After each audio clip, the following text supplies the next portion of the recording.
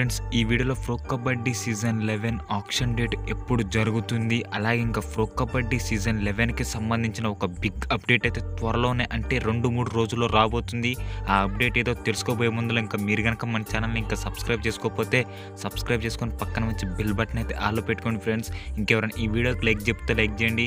ముఖ్యంగా pro kabaddi season 11 fantastic updates కోసం అయితే మీరైతే మన ఛానల్ని సబ్స్క్రైబ్ చేసుకోండి, అలాగే మన ఇన్స్టాగ్రామ్ అకౌంట్ కూడా ఫాలో అవ్వండి. మొదటి అప్డేట్ చూసుకున్నట్లయితే ప్రో కబడ్డీ సీజన్ 11 ఆక్షన్ ఎప్పుడు జరగబోతుందని అయితే నేను ఎంపైర్ మేడంతో చాట్ చేయడం జరిగింది, ఆర్తి బారితో. ఫ్రెండ్స్ మీరైతే స్క్రీన్ మీద కూడా చూడవచ్చు. ఏదైనా మన ఛానల్లో జెన్యూన్ అప్డేట్స్ అయితే ఉంటాయి, అది మీకు కూడా తెలుసు ఫ్రెండ్స్. ఆమె అయితే కేవలం నెక్స్ట్ మంత్ అని అయితే చెప్పడం జరిగింది, కానీ అయితే డేట్ అయితే చెప్పలేదు. అప్డేట్ చూసుకున్నట్లయితే తమిళ తెలవాస్ టీం నుంచి అయితే రావడం జరిగింది ఫ్రెండ్స్.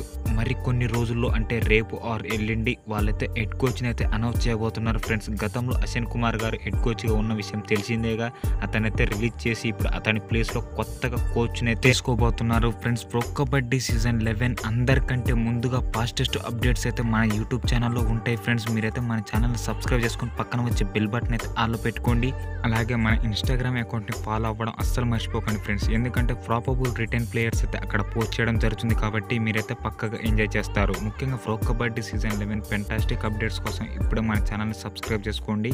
మరికొన్ని రోజులు అంటే రేపు ఆర్ ఎల్లుండి తమిళ తెలవాస్ హెడ్ కోచ్ అయితే రివీల్ చేయబోతున్నారు ఫ్రెండ్స్. నెక్స్ట్ వీడియోతో మీ ముందుంటా, మీ విజయ్ సైనింగ్ ఆఫ్.